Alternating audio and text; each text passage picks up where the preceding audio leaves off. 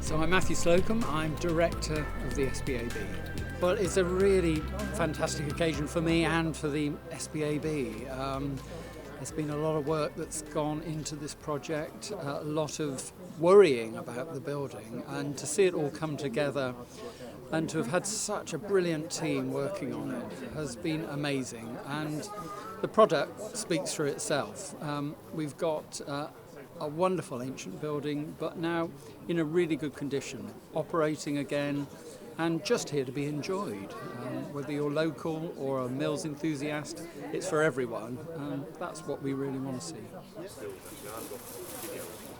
I'm Duncan McCallum, I'm Chair of SBAB. There's one of the things that distinguishes SBAB from many other heritage organisations is it's not only talks about the theory of things and how we should preserve things, but also it's very practical.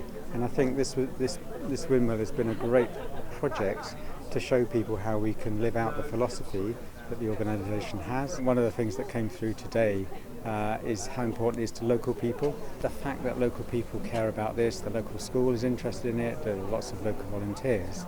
I think that's the key to its successful future, really, and making sure that they continue to care for it like SBAB does from the centre.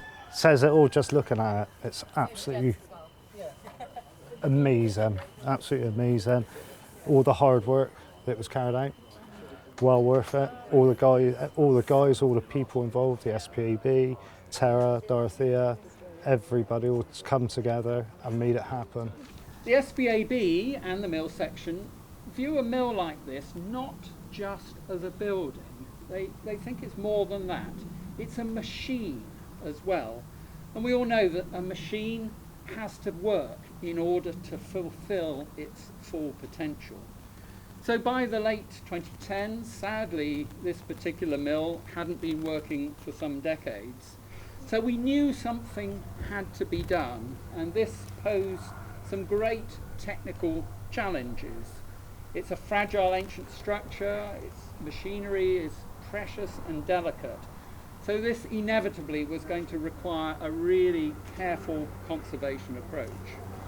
Alongside this, there were some big financial challenges too. A project like this is not cheap. It was almost inevitably going to cost several hundreds of thousands of pounds to put the work into place. Fortunately, though, a saviour came along in the form of a woman called Enid Lamb. Now, Enid very generously left in her will a substantial bequest that we could only use for the repair of a windmill. So we must all remember Enid Lamb today. Without her, the repair of this mill would never have been possible. I'm Naomi Hatton. I'm the project engineer and contract administrator for Kibworth. Well, it's a bit sort of forensic in its nature. You know, there's a lot of sort of analysis and trying to understand, the existing structure and how that functions. You really have to get into the detail on understanding how it was meant to work, and then understanding if there's been alterations that have happened, whether they're good or bad, from a structural point of view anyway, and then really thinking about what needs to happen to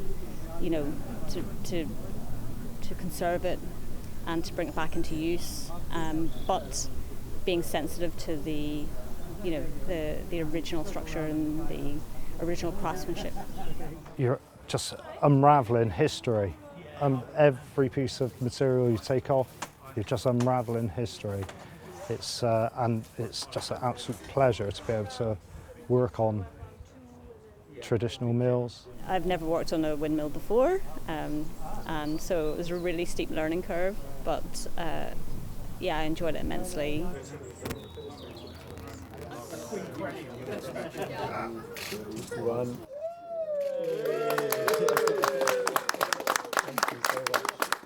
I'm David Hogans, probably the happiest person to know that the mill has been restored, repaired, and is in the condition that it will now last another 50 years before it needs any more serious repair work.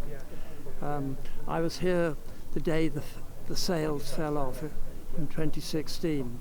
And when I looked at it then, I wondered whether this day would ever arrive. So I am really very happy. I'm Johnny Garlick. I work for the SPAB. All I wanted at the end of the day was that the mill would be loved by the local people, and we'd have an event like this to sort of really celebrate it, because it really deserves to be looked after and used by everybody. I'm Andy Beardsley from Terra Measurement Limited. So we cover a lot of sectors: rail, highways, commercial, and so on.